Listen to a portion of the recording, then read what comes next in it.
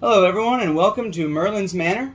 Today I'm going to be talking about some cooperative games. Sometimes you don't want to play a game that goes against one another. You want to work together to defeat an enemy or achieve a goal. And so I want to talk about some of those games today. The first game I want to talk about is Doctor Who: Time of the Daleks. This is one of our favorite games to play cooperatively. My wife and I are very big Doctor Who fans. And for anybody who's a Doctor Who fan, this is a very good cooperative game. And in this game, you are trying to get to Gallifrey before the Daleks do.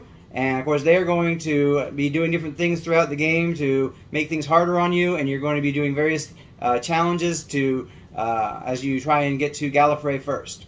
You are going to each pick the Doctor that you want to be. I went ahead and chose the 10th Doctor here. It's not part of the original game, it's part of the expansion, but since he's my favorite Doctor, I had to quickly get that expansion. And that's the one I'm choosing here. You'll get one companion that is linked to that Doctor. It tells you right on the card who they're linked to. The 10th Doctor is linked to Martha Jones. And then you will collect a couple Sonics in addition to the 3 you start out with, and start traveling to different locations to do different things. First thing you're going to do in traveling, if you're not going to Earth, if you're going to Earth, you don't need to roll the TARDIS dice. Also, if you are on another location you want to stay there and do something on that location, you don't have to roll it. Otherwise, you'll be rolling, and if you get a question mark like I just did there, the TARDIS is going to choose for you. And so the TARDIS will choose one location from the top, and then you have to go there. And so you'll take your Doctor and go there. If I'd rolled the TARDIS instead, I would have gotten to look at the top 2 locations from the deck and chosen one.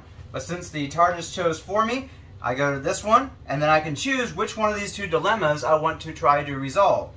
Let's say I wanted to try and do, but before I do that, I can actually go ahead and choose to get a companion by paying 1 sonic screwdriver.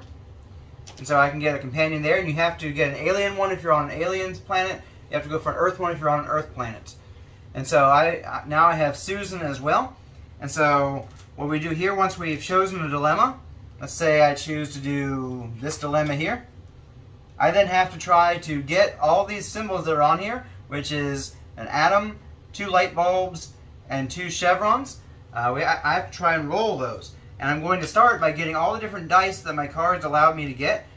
David 10 allows me to get 4 black dice and 1 red or green dice. Since there's red that's needed there, I'm going to go with the red. And these symbols, you don't actually have to get the color, but they do tell you which one is the most likely to get that symbol with. And so it's a very helpful guide there.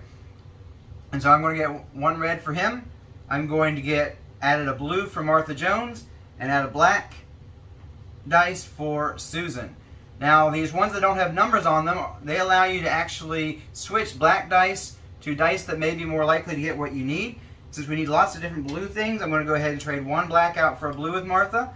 And I'll do that again with Martha because she allows me to do it twice. The one that has blue/green, you can choose one or the other. And then Susan would let me change to another blue or green, but we're out of blue dice. There's only 3 anyway. And so this is what I am would go with in this situation. You then will roll the dice and try to get everything in that. And you'll have different things that you are able to try and combine to try and get those things. And so you want to try and get those symbols just like that. You have some things allow you to re-roll all of a color or one of a color, different things like that. Also earlier before I went there, I could have chosen to use one of these timey-wimey cards to add equipment. You have to pay sonic screwdrivers to be able to do that. There's also different other kinds of event cards that come through the timey-wimey cards, different things. And then also in helping you resolve the situation, you can play sonic screwdrivers, 2 to re-roll, 3 to change 1 die face to what you need it to be. And so there's different things like that as far as how you are going to resolve those. Different strategies go along with there. Now let's say if I were to win this, it would tell me on the location there what my reward is for winning. If I had won it, I would have moved my TARDIS forward 2 spaces and drawn a timey-wimey card. And of course you're trying to get forward on there all the way to Gallifrey before the Dalek ship, which starts on Skyro, catches up to you and beats you. Or the other loss condition is every time you lose at a location, you add a Dalek. And when you add a Dalek, first of all, you're going to have 1 less dice that you're able to use there. And the second thing is, as you add more and more Daleks, eventually you're going to run out of Daleks. You're going to have to place Davros as the last Dalek, and if you can't place any more after that, you have lost. And so you want to be careful about that. There are some things that allow you to get rid of Daleks that are on location and different things like that. And so, so you want to work towards keeping those Daleks off there by winning the various dilemmas. Now, as the Dalek ship progresses, if it comes to a time anomaly, you'll have one of these come up, and they'll have effects that are bad for you, as well as a challenge for you to complete it and be able to get rid of it. You're in a race to get to Gallifrey, along with the other Doctors. There is a semi-competitiveness to this game, as the person who gets to the end first is the official winner, but everyone wins if one of the Doctors gets there before the Dalek ship makes it to the end. And so that's something you are trying to do, get there and be the first one there. Also, there's ways that you help one another from distance or from that location. You can go there and help them. I'm not going to go deep into those rules, but that's just another part of the cooperative aspect of this game. And so this is a very interesting game. If you are a Doctor Who fan, you can see all of the different locations that you know and love from the movies, and you see all the different companions, and over the course of buying expansions, you can get all the different Doctors. And so, if you're a Doctor Who fan, this is a great game for you. Now I want to talk about two different games that are both from the same IP, and that is Back to the Future, Back in Time, and Back to the Future, Dice Through Time. Now these two games, although they have the same intellectual property with Back to the Future, they play quite differently. Now they are both highly dice-focused, but there are definitely some differences in the way they play. Dice Through Time is going to be a much easier game, and you're more likely to be able to win, as well as it's kind of easier to learn how to play and to play. And Back to the Future, Dice Through Time is going to be more difficult to win. In fact, sometimes it can be downright punishing. But it's, I think, overall, a more fun game to play. It's got a lot more going on, a lot more that you need to focus on and try and do. But keep in mind, it is going to be a game that can frustrate you, whereas Back to the Future Dice Through Time is a much lighter game and easier to beat, and so you're not going to feel as frustrated as you are with this game. And so keep that in mind as to decide which one you would rather try and check out and play.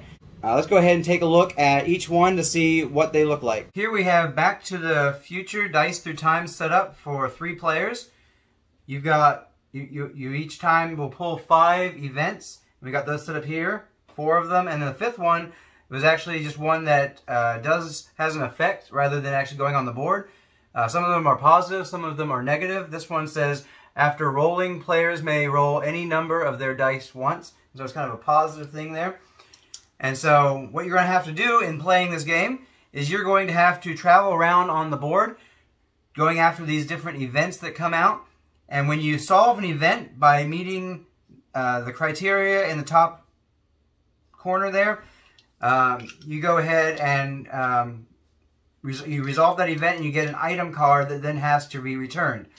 And the way you do all this is, after you draw the events each time around, everybody's going to roll their dice. And then you can use the dice to do various things. The flux capacitors let you go to different time periods along the same route. So you can move this way or that way. You wouldn't want to move on top of somebody else necessarily, because that increases your out of time meter. But let's say I wanted to come here, I could do that. If you want to move across, you'd want to use one of these to move you any amount left or right on your own time period, in their own time frame. Or you can always spend 1 dice to move one either direction. The lightning bolt you spend to re-roll anything. The wrenches can be used as anything on events. The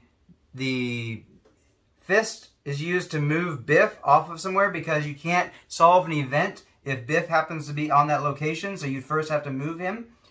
A picture that looks like the dock there is going to allow you to remove any 2 paradox tokens that are on the board. And of course, all of these are used for solving the different events. This one right here requires a picture of the dock and the lightning bolt to solve it. So if I happen to have these 2 here, I could solve that one. Let's say I rolled these. I could solve that one. And then we pick up an item card from that same year, and it's going to have a place that's going to need to be returned that's going to be in a different year. This one's going to be in 2015 at Hilldale. So you'll put that in your items to return, and then later on you're going to try to make your way to that location in order to return that. You're going to do this until all these items get returned, and then that would be the end of the game. The way to lose is at the end of each round you're going to be advancing the out of time marker by the amount of that relates to the amount of paradoxes that are on the highest location that has paradoxes. And so you're going to want to keep those paradoxes in check, not having too many of them added. And they get added every round for different locations that still have unresolved events on them. Like I said, you also remove the out of time marker forward if you happen to come across your past or future selves. And so if two DeLoreans are on the same space at the same time, then that's going to advance the marker. Even if you are traveling past them, you could wind up in that situation if you are using multiple dice to go past somebody in that way. And so you want to be careful about that, because once that out of time marker gets to the end there, it is game over. And so you want to kind of keep that under control. And so basically you're just going, you're collecting, you're resolving events, collecting items, trying to avoid Biff as much as possible by moving him off the places that have events that you need to solve. And that's the basic game. It's fairly straightforward and simple. Collect items, take them to where they belong. Now here is Back to the Future, Back in Time. And this board game actually follows the movie. You are actually trying to make sure that Lorraine and George fall back in love, as well as get what's needed for the DeLorean and get the DeLorean to the clock tower before the lightning strikes the clock tower, so that you can then head back to the future. And so what you're going to be doing in this is you are going to be trying to keep Biff away from George and Lorraine. You're going to try at times to get them together so that you can try to make them fall in love. And you're going to be doing that by rolling these pink dice, as well as other ones that give you wilds, but the main ones you're going to roll are the pink dice. And like there, I got one heart and one lightning bolt, which is actually a wild, so I'd actually be able to move them twice on this love meter here. And throughout the game, you're going to be doing various things. You're going to start on this turn tracker, and sometimes trouble is going to come along. Every round, there's going to be some sort of movement going along. Lorraine and George are going to be moving away from each other sometimes, and Biff's going to be moving towards them and trying to do whatever he can to keep them out of love. And what happens when he gets on their square and there's an extra Biff movement, you actually move the heart back one of those times, and so you're trying to keep Biff away from them, because just like in the movie, he is getting in the way of them falling in love. And so you're going to try and do all that, try and get all the way around to the hearts is the first thing you're going to want to try and do. And along the way, if they're not in the heart meter, when you get to the ones that have you check, you're going to actually be flipping these tiles one by one. And later on in the game, actually, you're going to do for the last few turns twice. And so you're going to want them to fall in love before you get to that last thing, or else they're going to slowly disappear and fade away into nothing. And if that happens, you've lost the game. And so you don't want that to happen. You want at least one to be left, and I guess Marty thematically would be the last one to disappear, and so let's go put him on there. If you manage to get to the final love check or get to the end of the game and they're all in love still, then that part has been satisfied. But in order to do the rest, you're also going to have to come and collect all these different parts for the DeLorean. And in order to collect them, you have to get these symbols in the corner. For that one, you need to get at least one of the green flux capacitor thing. And so, and each person is going to have a speciality. The Doc Brown is actually the best one to go after that, because he starts with two green dice that he can roll. And so trying to get that, you're going to want to do that. You have to be on the space and then do that in order to collect that. So you're going to want to collect all the parts, and once you've collected all the parts and gotten them to Doc's house just by collecting them, they automatically go there. You also want to get the DeLorean by using movement when you're on the square with it to get all the way to Doc Brown's house to pick up the parts, and then all the way on to any of these three squares to be ready to go back to the future. Each person is going to start out with this right here as far as their dice. Marty starts out with 2 blue dice, 1 pink, 1 yellow, and 1 green. And on your turn, you can, in any various ways of using those, use those different dice. You can roll multiples at one time, or you can roll just one at a time. And you can use any one of these to move up to 3. And along the way, you're going to have opportunities pop up that you can go to. There are cards that are going to have specific ways to resolve them by getting certain symbols. And those things will give you extra powers that you can use. If you notice, you've got 3 blank spaces here. And also, if you fill out those and you get more, you can choose any one of them to discard in order to get another power on top of that. And as I said earlier, this is a very difficult game to win. Some people will try and go right after, grabbing things up, trying to get the parts for the DeLorean, trying to increase the love meter, different things like that. But if you do that, you're going to find yourself in a lot of trouble, because most of the time when you roll these dice, let's see what we got here. Well, actually I was fairly lucky, and all those dice, I only got 2 biffs. But oftentimes when you're rolling those dice, those biffs come up so much and they cause a lot of problems, because they cause him to move closer to Lorraine and George, and when he's on their space and those biffs still showing, that love meter is going to go backwards. And so you want to try and do your best to be able to get the right things. Of course, you're not going to be rolling all those dice at once anyway, but you're going to want to do your best to try to minimize your risk. And some things that help minimize that, you've got power cards that allow you to use certain things as wilds. You have power cards that double your wilds. You have power cards that let you re-roll any biffs. You got all kinds of different things. You got some cards that allow you to roll 2 different dice. You may roll green and a blue, or green and a pink, or something like that. And so you got all these different perks that you're going to want to pick up by doing those opportunity cards first before you go ahead and do the other things, or you're going to lose miserably. And so you have to find that right balance between picking up those power cards and getting to the end of advancing the other things, because you only have a certain amount of time to get all of that done. And I find you have just barely enough time if you do everything just right to get everything done. You're going to be in that last turn. You're going to be all the way down here and just barely been able to get them to fall in love, get the parts, and get the DeLorean to where it needs to be so you can accelerate up to 88 miles per hour and get back to the future. And so it's a very difficult game as far as winning goes. You're going to find yourself losing a lot because of those biff faces coming up way more often than you want them to. And so you have to do whatever you can to mitigate that by getting those power cards. And it's a good challenge. I like the way that they follow the storyline of the movie, and you've got so much going on that was just like what they had to do actually in the movie, getting everything ready to go. I also thought this was a neat addition here. This is actually the rule book for the game, and it looks just like a comic book on the outside. The comic book that George enjoyed. And so that's kind of a cool little add-on right there. So that's how you play Back to the Future in a nutshell. Now, if you're a fan of the movie The Princess Bride, then you might just enjoy the Princess Bride Adventure Book game. This is not a game that is extremely deep, but it is very easy to learn. I wouldn't necessarily say it has a lot of replayability. You might just want to play it through once or twice. But it is a fun game to play, to get a little bit of that nostalgia as you're playing, remembering the different scenes of the movie and actually playing through the scenes of the movie. I want to go ahead and read to you the flavor text here on the back. It says, "Inconceivable. Climb the cliffs of insanity, brave the fire swamp, and help Buttercup, Wesley, Fezzik, and Inigo survive the dastardly machinations of Prince Humperdinck, Count Rugen, and Vizzini. Follow the incredible story through 6 chapters, and work together to keep the plot on course despite shrieking eels, kissing, and constant interruptions. Will the forces of evil or true love prevail?" And so this is a fun game to play through if you enjoy the movie, and it's a very basic game. So you're going to be moving characters around the board. You're going to be collecting cards that have different symbols on them that will help you accomplish the story. And basically you're going to be following different directions for each of the 6 different parts of the story. They're all going to have different things that you're going to be doing, and I'm going to leave you to figure that all out. It's fairly easy and light to figure out what you need to do and how you need to do it.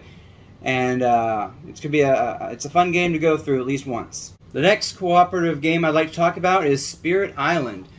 And this is one of the more meaty games on this list. It's one that's going to take a lot of thinking and work through. It's a very puzzly type game. And this can be done anywhere from true solo mode all the way up to having 4 different players.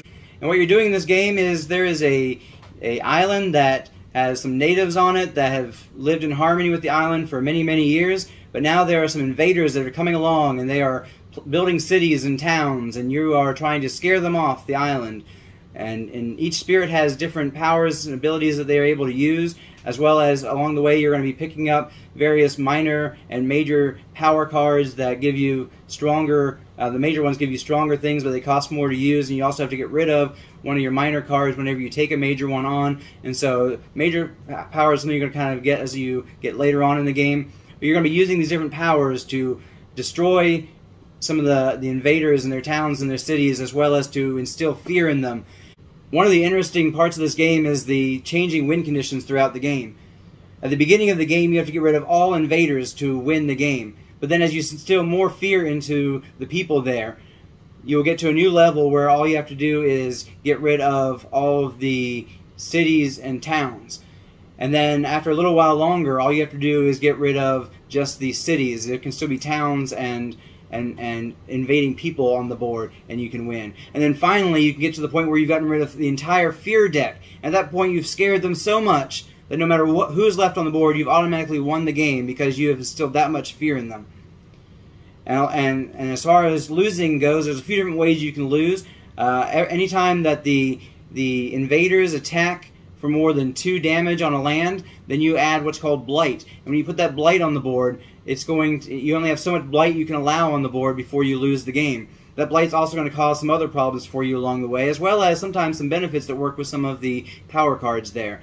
And some of the different spirits actually work well with blight, while other ones want to avoid it as much as possible. And so there's some interesting different things in there. What's really cool is that there's so much replayability because there's so many different spirits that you can play as, all that have different powers and abilities. You've also got different difficulty levels that come in with different scenarios and different adversaries. And so there's just so much that you can add to this game and change up about it that allows you to have so much different replayability in this game. It's just an amazing game to play, but it is a very meaty, puzzly type game and can take a lot of time to even just do a few rounds, especially if you're one that's prone to some analysis paralysis there. You can get stuck kind of trying to figure out what the best way is to coordinate your attacks. But that's also another neat thing is you kind of work together with other people with different powers to see how your powers can work together in a round and do the best thing to get rid of the invaders. And so this is a very fun cooperative game. I enjoy it very much, and I highly recommend it, but keep in mind it is going to be a heavier game than the rest of the games on this list. Now the next game I want to talk about is Horrified. And Horrified is a spooky game where you are facing off against Universal Studios' classic monsters. You'll face off against monsters like the creature from the Black Lagoon, Dracula, the Mummy, Frankenstein and the Bride of Frankenstein, and the Invisible Man, and the Wolfman. And so you'll be going against a few of these different creatures. You choose whether you want to go against a couple of them, 3 of them, 4 of them, however many to make it as difficult as you want to make it. And so this is a game that has a great theme to it, and it's a fairly easy game to learn and to get into. And I think just about anybody could go ahead and learn how to play this. And we're going to take a look at some of the components now and see how to do that. And so here is Horrified set up for a game against Dracula and the creature from the Black Lagoon. These are the suggested starting creatures to go up against.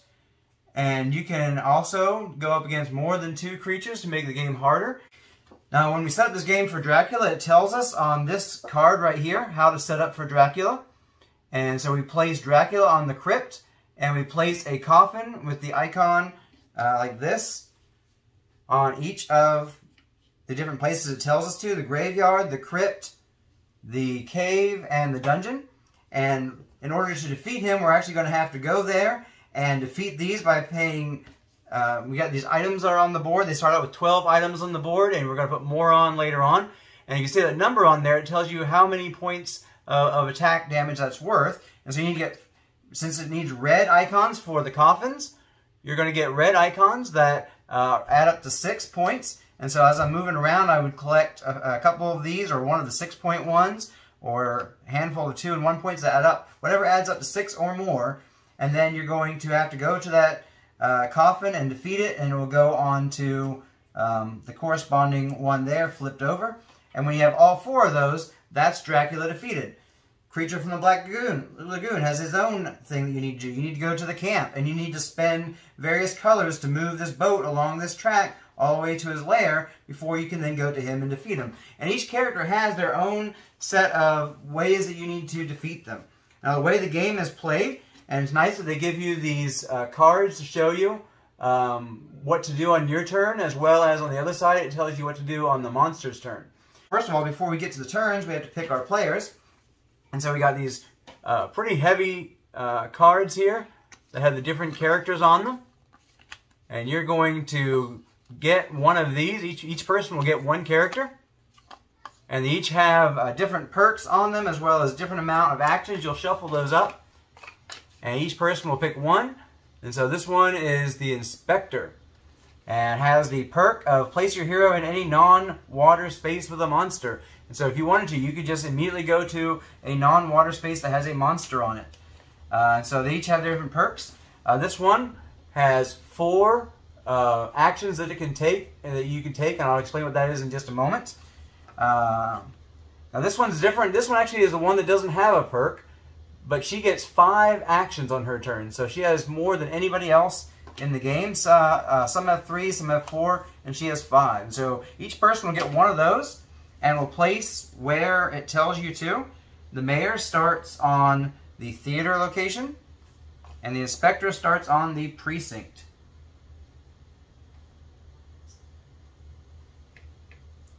And so then you would start playing the game. You would move to an adjacent space, taking any number of villagers with you. At the start of the game, there aren't going to be any villagers out, but later on in the game, villagers are going to come out. Cards are going to tell you to put them out in various places, and they'll tell you where to put them.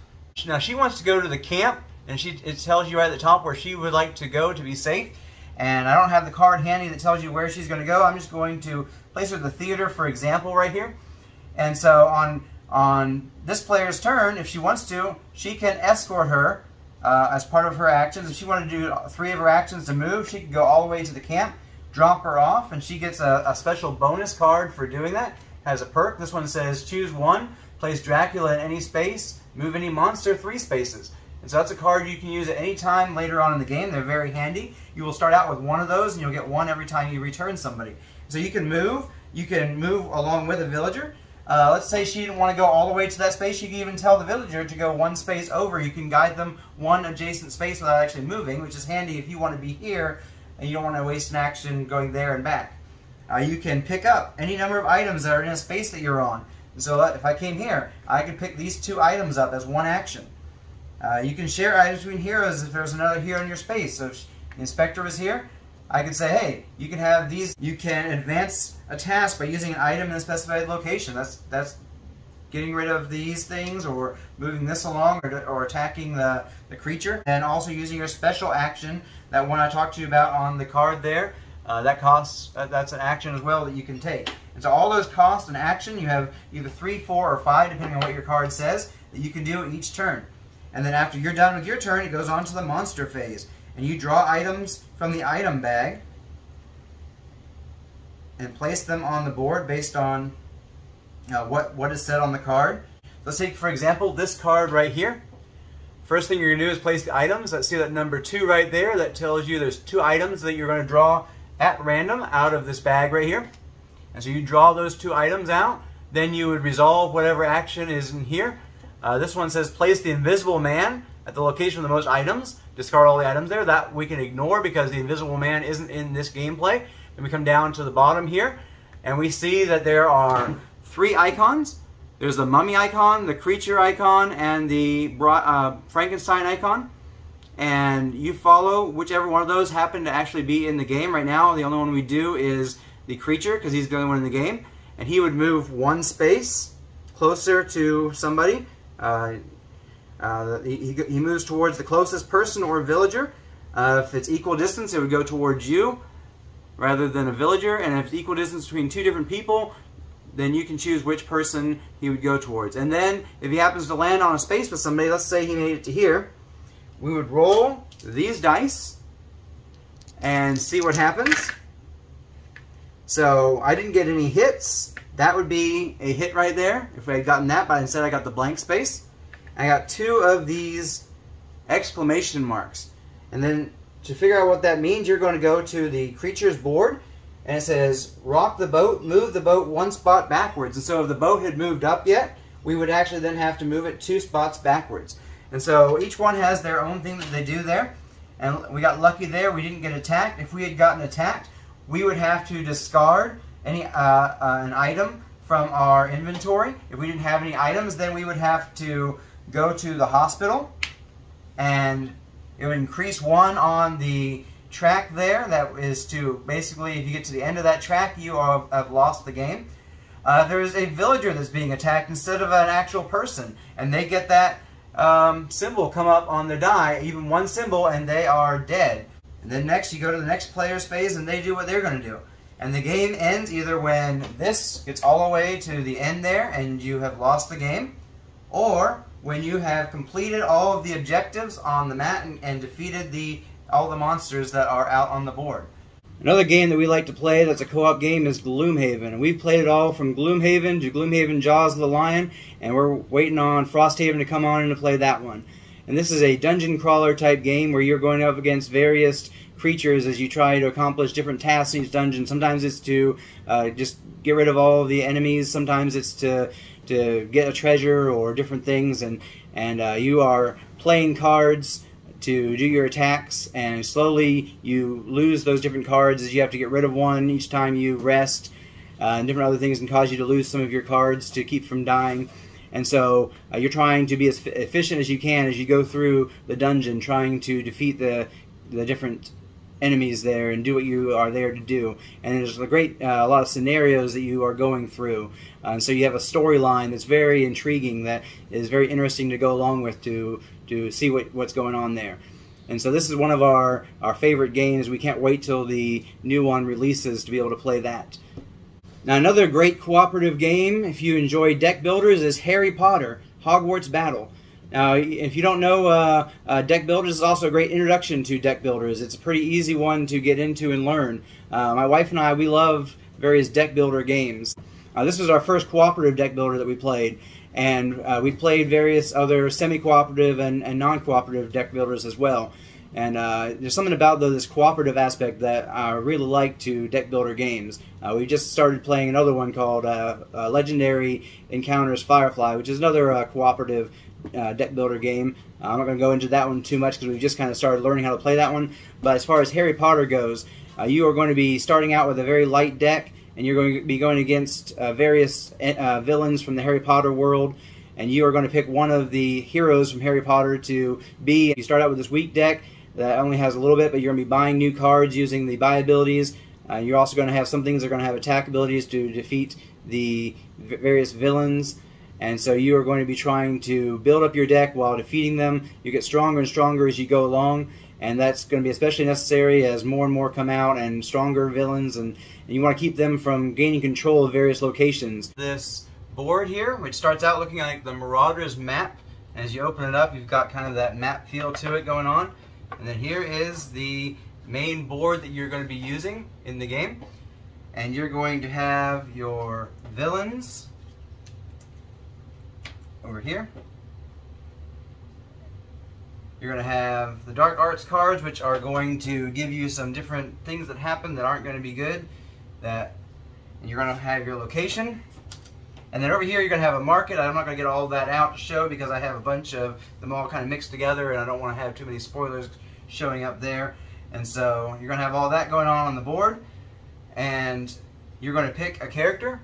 I usually go with Harry Potter because Harry Potter is one of my favorite ones to go as. And later on you're going to get some abilities with your different players, and I like his ability, so he's one I usually go with.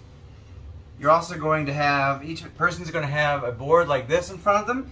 And this is your health, and as your health goes down, when you get to the end, you get stunned, and if you get stunned, you're going to take one of these cool-looking skull tokens here, and you're going to put that on the villain control. And there are other things that can cause those to go on as well, as different dark arts do different things. So on your turn, you're going to resolve a dark arts card. In this case, active hero would lose 1 heart and discard a card from their hand, and then you'll have in the beginning of the game, you'll have 1 villain revealed, and later on in subsequent games, you may have 2 or 3 different villains going on at the same time. That's why you have these different spots over here. And what you're going to do as you go along, you're going to try and get good cards to then put these little lightning bolts on the person, and once they get up to 6 lightning bolts, and I didn't quite pull out 6 of them up there, but you can get the idea here. There's 5. Once I were to get 6, I would be able to defeat him and take 1 off of the location as the reward for him. Each person has their different things that they do, as well as the reward. So you're going to first do the dark arts, then you're going to resolve the villains, and then you can start attacking them or buying from the market, whatever you need to do to try and make your hand better to be able to take them out. You start out with some very basic cards. I'm just going to show you Harry's cards here. This is very similar to others. I believe each person starts out with 7 Aloha-Moras, which is basically just 1 money for buying things. And then Harry starts out with his ally is Hedwig, and then a couple of item cards that are unique to each person as a starting hand. And so that's basically what you're going to start out with. Not too strong, but you're going to be able to buy stronger and stronger cards as you go along to be able to better take out the different villains that pop up. And of course, at the end of each round, you're going to be facing off against Voldemort himself, trying to defeat him, but you can't go against him until you've defeated all of his minions beforehand. And so you've got to try to work together to take out various people. Sometimes part of the strategy there is to hold off on defeating certain people while you can build up your deck a little bit better. And then other people you want to get rid of really quickly. You just kind of figure out which ones you want are going to hurt you the most and go after those ones first, and slowly work your way to getting to Voldemort and to winning the game. But if you get too many of these villain control things on here, especially here at the early, you only have 4. You get those on there like that, and you lose control of that. And then this next one, if you were to lose control of that one, you would lose the game. And so that's how you lose the game. And the way you win the game is getting rid of all the villains. Fairly simple concept, and it's a very fun game, very easy to get into. And we enjoyed it very much. We've played all the way through not only the 7 years, but we also played through 4 different boxes, twice in 2 different expansions. So we've gone through 7 years and 8 boxes, and it's been very fun to go through all of that. And it's a game that I highly recommend as an entrance into deck builders, as well as a good cooperative game. And if you like the IP as far as the Harry Potter universe, you would enjoy this, I believe. And so give it a check out for if you want to look into a cooperative deck building game. There you have it, several cooperative games that you can enjoy playing together. So I hope you will try some of these games out. And if you have any questions, go ahead and put them down in the comments there, or any comments on these games. And I'm glad to help you out with that, or to check out what you have to say. I hope you enjoyed this video. Like and subscribe for more videos, and I'll catch you in the next one.